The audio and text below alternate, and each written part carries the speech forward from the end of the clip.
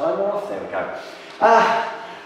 One of the reasons that I wanted to talk tonight, and also linking with an exhibition which we've got running in the Orkney Museum just opposite the cathedral at the moment, is to try and draw a little bit of attention to the pottery that we find at the Nesbrogga. Tonight's talk isn't specifically going to be about the Nesbrogga, although I'll inevitably mention it and talk a little bit about the site and its significance. But it's specifically about the pottery that we find there, and it goes beyond the Nesbrogga, and I'm going to talk a little bit about other parts of Scotland, because my current research project is on the dating of the spread of grooved ware beyond Orkney, and it's funded by Historic Environment Scotland, so its main focus is the Scottish mainland Scotland outside of Orkney.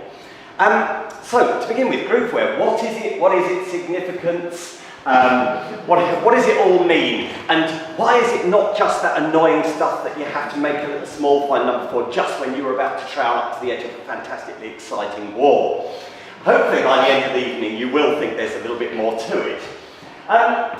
Okay, so to begin with, I hope the pictures are clear enough, by the way. Archaeologists are not particularly renowned for what we call things. So we open a trench and we call it Trench A.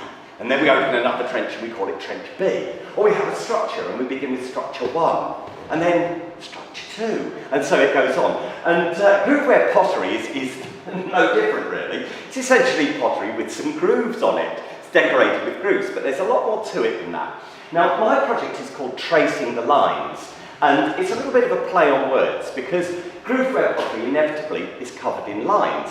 Incised lines, applied lines, all sorts of things. But I want to go a little bit beyond that and talk about metaphorical lines that link communities, because grooved ware is caught up in a whole load of processes that happen from about 3000 BC onwards that are very, very interesting. And that date, 3000 BC, is going to be a pivot around which a lot of this talk will what do you do around a pivot? Revolve, perhaps. And things that happen before throughout the 3000 BC and things that happen after relate to each other in interesting ways. So we start with this kind of thing. We've got a young and aspiring archaeologist at the Nesbrogga, and out comes some very exciting pottery. It's got lovely lines all over it. But what does it mean? What's its significance? How do we move just beyond a nice, pretty find to trying to build up a picture and a narrative? And how does this pot fit in with the structures and the other artefacts that we find there? Well, let's start with something a little bit more simple. What is grooved ware? Unlike virtually all the preceding types of pottery, grooved ware is a flat-bottomed type of pottery. Very simple tub shapes, and we do have these incised decorations on it as well, usually very geometric. So if we find me going on and on about grooved ware pots, this is the kind of thing that I'm referring to. They can be quite big, they can be tiny. We even get little thumb pots that are hardly grooved ware at all, really, apart from the fact that they date to the correct period. And they occur in all different sorts of situations, which I'll talk a little bit about later.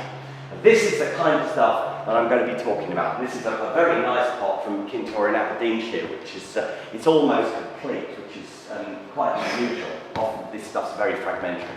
So, before I start going into the details, let's have a little bit of background. And I do apologise for having some of these rather, inevitably, well, they initially look rather dull pictures of pots, but I'll zip through these fairly fast. For those of you that aren't familiar, the first pottery in Britain and Ireland comes in about 4000 BC, at the very, very beginning of the Neolithic, so the agricultural part of the Stone Age. And it's bound up with new practices. So pottery doesn't come in as a separate thing. Unlike southern Scandinavia, where there are pots used by hunter-gatherers, the first pots and the first farmers go together. And there's a whole load of other things that come in at the same time. New types of monument, new types of artefacts, new ways of life, of course, with farming.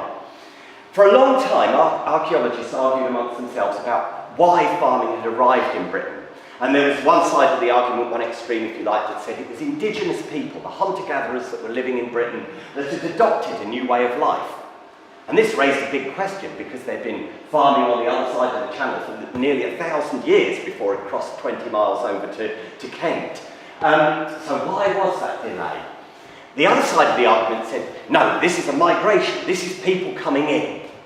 And recently, a new angle on this argument has come from the fact that it's become possible to extract DNA from ancient bones. And this has really enlivened the debate, because it's increasingly looking as if a significant movement of people took place from the continent over to Britain at the beginning of the Neolithic, bringing this new way of life with them. And once it appeared, it spread very, very rapidly.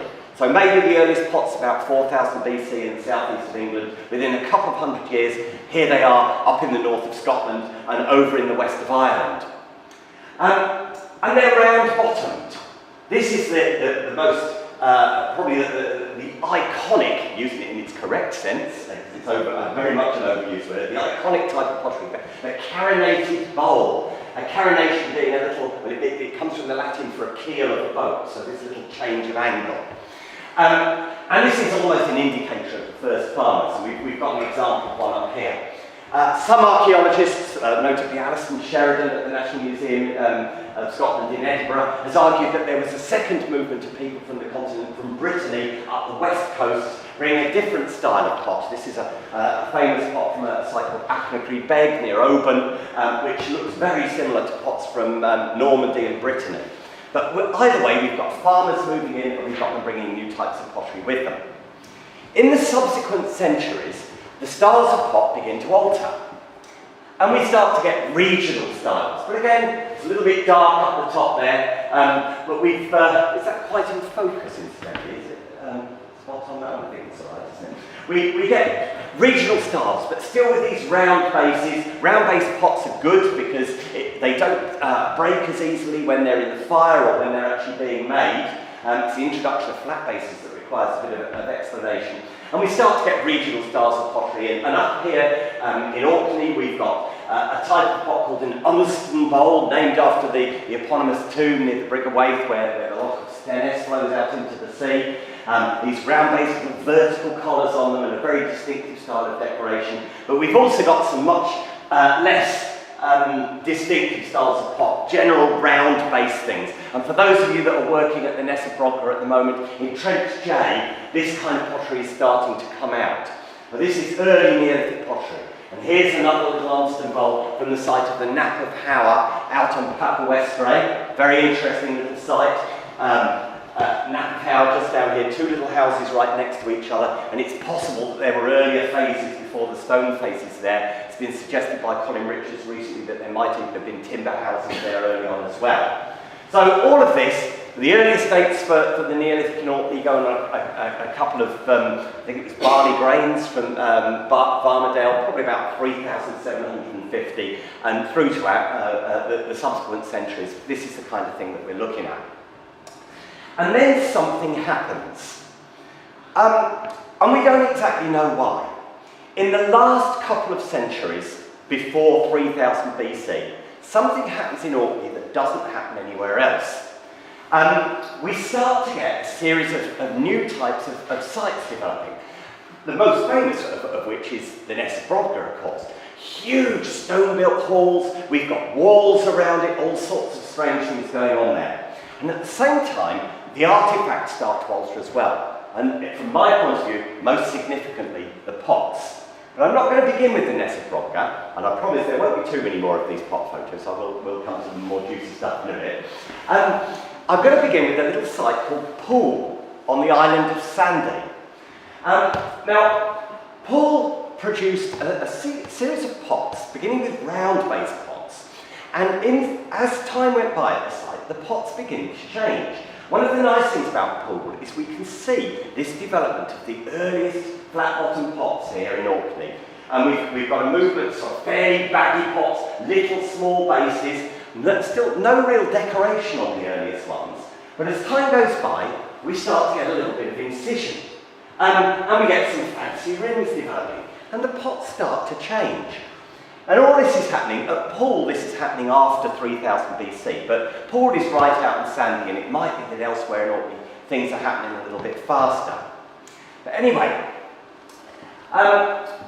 it's not long before we start to find pots which are not dissimilar, in fact probably larger than this little example that I've got here. And we've got nice geometric incised designs appearing on them. We've got flat bottoms, and some of these are quite large. We've got a little 10 centimetre scale there, so we're looking at some fairly substantial pots.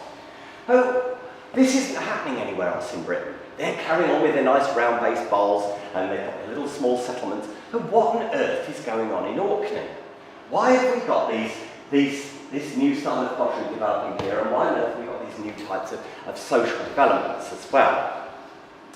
Well, I think we need to move away from Poole. Interesting as it is, with its little incipient groove ware, if you want to call it that, I don't think that's where the heart of the action is. I think what we're looking at here is, it's much more interesting to come onto the west mainland of Orkney, where we've got, oh, that is very dark, isn't it? There's no way we can do anything about it, is there? Okay, I'll stick with it. Yeah, it's just a bit bright. I do apologise for that. But if you want to see it a little bit clearer, you can go to Barnhouse, which is always much better than looking at this, isn't it? Barnhouse, yeah, the west mainland of Orkney, so very close to the Ness of Brogger. And what we've got here is a small settlement that seems to develop around about perhaps 3100 BC. We've got a series of houses. And in particular, we've got one very big, sort of squarish or sub-square building, sub-square structure right in the middle of the site there, which looks very much like the enormous structure 10 at the Ness of Brogger. Oh, that's fantastic, Martin. Thank you very much. And this is a very different sort of place to the little sites out on the islands. And at Barnhouse, we've got, rather than the sort of developing the incipient grooveware pots that we've got out at Poole, we've got the real thing.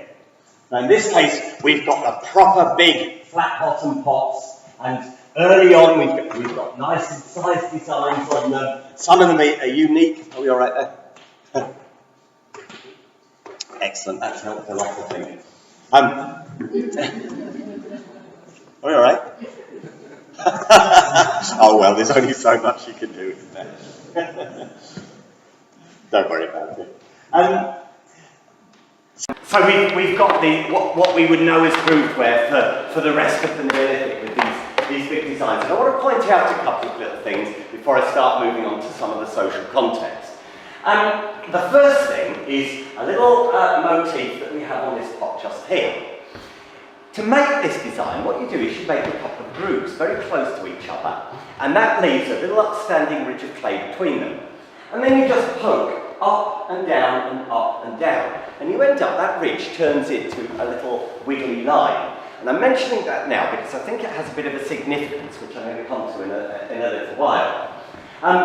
The other thing is, all of the early pots at Barnhouse before 3000 BC, this is dominated by incised lines. They're not sticking anything onto the pots. And these designs, very geometric designs, are absolutely typical of grooveware, and we find almost identical pots at the Ness of Brogger and other sites, the Bay of Firth, the number of sites around Kinston have got similar sorts of decoration. After 3000 BC, it kind of goes its own way a little bit, and we start to get things stuck on. Little cordons of clay, little strips of clay applied to the pots. So we've got this different style. And also, notice these two little bumps on this pot. That's a very distinctive characteristic of grooveware. We're not quite sure what they're for. It could be so that you can put a stone lid on the pot and have a little gap, a ring around it where to stop the pot boiling over or something like that. But it's very, very characteristic. And here we find it in Orkney before we find it anywhere else. So, new pots, big pots, flat bottom pots, entirely new type of decoration on the pots. And it's happening here in Orkney before it's happening anywhere else. And I'm suggesting here that it's happening in the west mainland of Orkney. Something is going on there. So, what could it be? Okay. The Ness of Brogger. Always comes back to the Ness of Brogger, doesn't it? Those of you that are working here at the moment, particularly anybody that's had anything, been over to look at the trench I'm currently excavating, which is designed to find this huge, enormous, great big wall that runs along the side of the Loch of Ness, and it's found a house instead. It might look quite ironic. I particularly like this because I love the telegraph poles that it had as well. 3000 BC. Okay, so we're finding with time in Orkney that the settlements are becoming more and more nucleated. Skara Brae is a very good example. The earliest Neolithic houses seem to be a little bit spread out, and with time they gradually get closer together until we end up with this massive settlement on this highly conspicuous peninsula surrounded by this bowl of hills. You can see it from miles away. And we know that people are coming into this place from very long distances. We found artefacts, beautiful polished stone mace heads that are made out of igneous gneiss, which is coming either from the west coast of Scotland or possibly from the Western Isles. We've got axes made of stone that comes from the Lake District in England. And so people are coming in from long distances. And there are all sorts of suspicions about the large stone-built halls that we've got on the site as well, that these maybe relate to groups around Orkney, perhaps clans or tribes or different lineages that are coming together at this place. It's unlikely to be a typical village. We don't know anything else like it anywhere in Orkney or indeed anywhere else in Britain and Ireland at this time. So something special is happening. And it's associated with this new type of pottery, this grooved ware, flat-base pots. Now, I've already mentioned that flat-base pots are a little bit fragile in comparison with the round-base ones when it comes to firing them. They've got they're much more likely to break. They've got weak points on them. So there must be some reason that they're going for flat bases.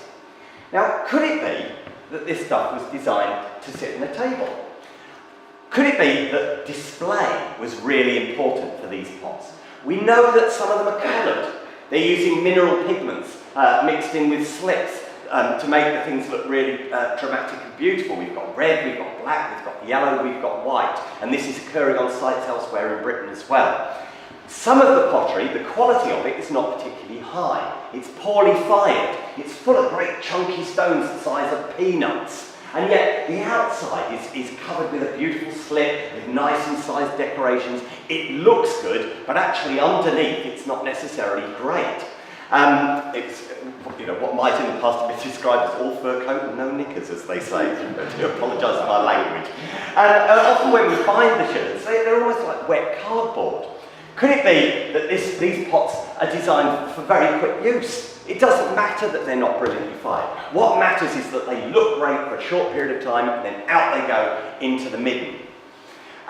In which case, and I wouldn't say my whole argument relies on this, but in which case it almost looks like pottery that might be associated with feasting. And when people are gathering together, feasts are one of the key things. Even if you've got people are gathering for religious rituals or for political meetings or whatever, food is one of the things that is very, very closely associated with it. In small-scale societies around the world, feasting and gathering for feasting is one of the key political and social mechanisms. So what have we got here? We've got examples at the top here from Papua New Guinea. The big sing-sings, as they call them, that they have high up in the highland valleys of Papua New Guinea, where people are gathering from large areas and they're forming alliances. This is a very fractious society when warfare frequently breaks out. So you've got to have opportunities for people to get together when there's going to be agreement that there's no fighting. You can have marriages arranged and so on, but accompanied by massive feasts, usually with the consumption of large amounts of pork in particular. And interestingly enough, if we think about the pork, the site at Durrington Walls, very late Neolithic site, close to Stonehenge, they were eating huge quantities of pork, seemingly at midwinter as well. So again, this suggestion that there are very large-scale feasts going on there. Down the bottom here, we've got other activities at feast. This is the Wadabe people of Niger in West Africa. What's happening in this particular picture, these are men of the tribe. They've made themselves look as beautiful as possible, and they simply stand in a line and pose as hard as they can while the women come and pick the nicest looking guy. And there's all sorts of other activities which we wouldn't really find direct evidence for in archaeology, but certainly things like intoxicants, drugs, alcohol and so on are very widely used in feasts in different parts of the world. Whether these were being used in Britain is another question. It has been suggested, or it was suggested a few years ago, that a pot from Balfarg, late Neolithic site in Fife contained black henbane, which in large quantities, well, anything other than tiny quantities, will kill you, but in tiny quantities can be hallucinogenic. That has since been seriously questioned. The evidence on which it was based is rather ropey, but it does raise thoughts about what actually might be going on if we've got large numbers of people gathering for feasts. Now, the significance of feasts has been examined in anthropological context, and some of the things that I would like to draw attention to is it mediates economic exchange, resolution of disputes, contraction of marriages, creation and resolution of debts, and of course it's great fun. In the Neolithic, I would imagine opportunities for entertainment. It's very much do it yourself or nothing, really. So we mustn't forget that people are wanting to have a lot of fun at the time as well. And it leads to the sort of creation of a shared sense of identity. If you are the people that are being invited to the feasts, you're one of that particular group, and particularly if we've got a situation in the late Neolithic where society is becoming a little bit more stratified, then it might be that certain social groups are setting themselves apart in some way. If you're a member of a group that can travel from the Boyne Valley in Ireland up to Orkney, up to the Ness of Brodgar, or if you're a member of a group that is interacting and intermarrying with people in Aberdeenshire or East Yorkshire or as far as Wessex, then you're setting yourself apart. So, could it be that the groove ware pottery is perhaps analogous to something like the Latin language in the Middle Ages? It's something that belongs to a particular group of people. It's something that not necessarily everybody is partaking in, but certainly in its early stages. John Robb, an archaeologist from the University of Cambridge, asked the question of why we have so few representational images in the Neolithic. In fact, virtually nothing in Britain and Ireland. Everything seems to be abstract. We've got geometric designs on the pots and so on. Why is this? And one of the answers that he suggested was that if you've got geometric art style, if you've got a non-representational art style, somebody has to tell you what the designs mean. It's not obvious. You can't read it off in the way that you could say, that's a picture of a man, it must be representing a man or a particular man. It's like abstract art, you've got to be in the know. So, again, a little bit speculative, but could it be in the way that the Latin language was very much a preserve of an educated elite, and other people couldn't access things like the Bible, they had to go through these groups because they were the only ones that could read Latin? Have we got something here that's related to the development of particular subgroups within society? The last thing I want to mention about feasts is the significance of artefacts, and particularly pottery within feasts. But this is just a selection of containers that I found around my house before I came up to Orkney this year. And you could probably read all sorts of things about me and my family from just looking at these, particularly if I tell you what they are. So we've got a couple of replica prehistoric pots. So if you didn't know I was an archaeologist, you'd probably be able to at least work out that I had an interest in prehistory and probably in potting. Because these are hand-built pots, they're open-fired, so you might guess either that I've made them or somebody I knew had made them. I've got a little mug here with the logo of the Prehistoric Society, so things are starting to fall in place, probably something to do with archaeology. But there's a little bit more. This is a little souvenir mug from a hiking trip to Norway, so I'd like to tell you a little bit about my kind of hobbies and interests. I've got a little Japanese ramen bowl. Is there a link with Japan somewhere? Well, my son is married to a Japanese lady, so again, more links that you can work out. And, well, some kind of, you can work draw whatever conclusions you like with the big pint mug on the end there. But it's not just that you can tell things about my background. There's also that these artifacts can be used, they can be manipulated to send certain messages. So if I were to serve a meal in this pot at the back here to my mum, she would love it. She'd find it quite quirky. Oh, we're having a stew out of a replica prehistoric pot, that's great. And it would go down really well. if I were to try and serve my mother-in-law a stew out of that pot, it would go down extremely badly, because her expectations of what that would mean are very different to what my mum's expectations are. And I know what their expectations are. Therefore, I could, if I wanted to insult my mother-in-law or make her feel uncomfortable, I might go for this option. It would be much better to go for that one, I think. But these things can be manipulated and used, and what you serve people in, and the order that they're served, and the type of food that they're served in sends really clear social messages. So coming back to the Grooveware again, we've got a change in the style of pottery. We've got the pottery occurring at these great big sites in association with people coming from long distances, and it could well be that there's a great significance to what the pots mean and what the designs on them mean.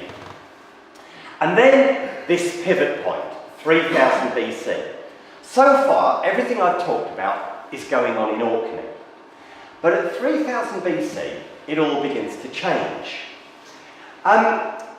Just down the road from the Neolithic, a couple of minutes walk, we've got the stones of Stennis, dating to round about 3000 BC, perhaps a little bit afterwards.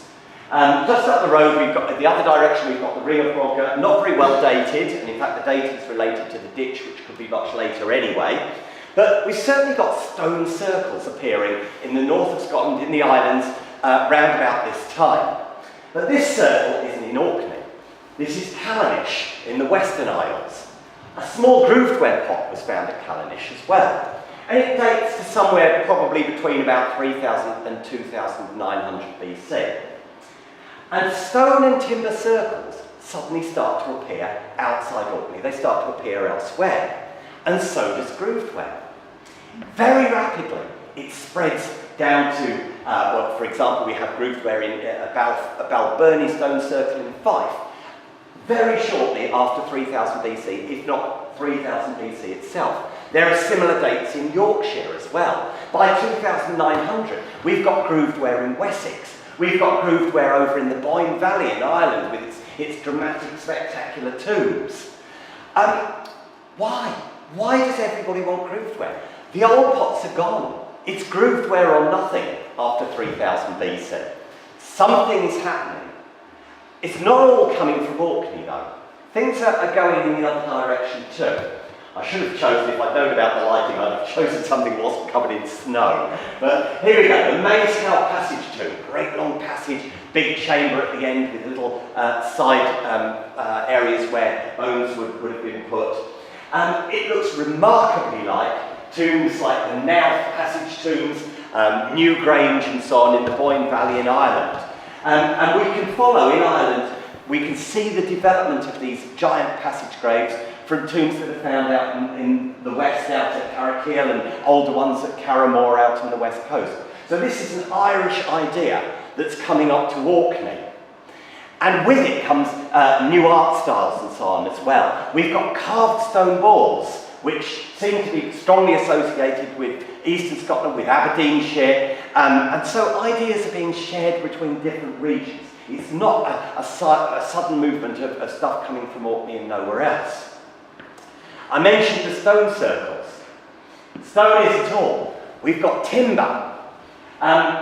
This is an interesting one.